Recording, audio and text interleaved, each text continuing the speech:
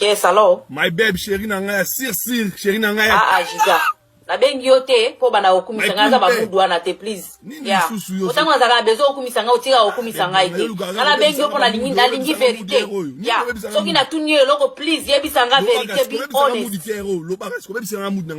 Nalinga ko bebisa mudu na ondenge nini. Ko tuna pe ko mi problem.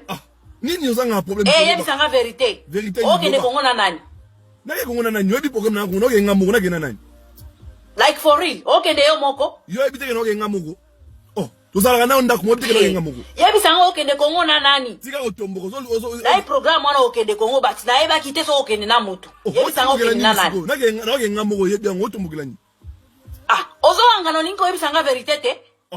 Ngamo ko lobi na butu na omoni peza ndenge message ndenge koti odai ko so asoki na kabana na omo moko ya zaka na Kongo. Ozo yebisa ndenge okay na ut. Utu anaza nani? Tane ozo sekanga. Na komi kizengi na komi soba na ozo sekanga. Otomboka nini? Na otomboka te po nini? Po na za serious na otu na za serious. Oyebisanga ozo sekanga, ozo sekanga po ani.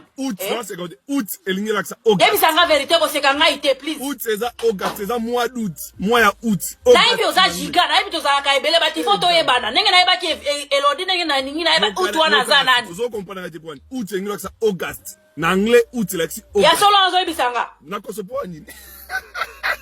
Ya ko tombo. Okay, ça va, ngai na yeba kaka. Esili kasi esili tikanga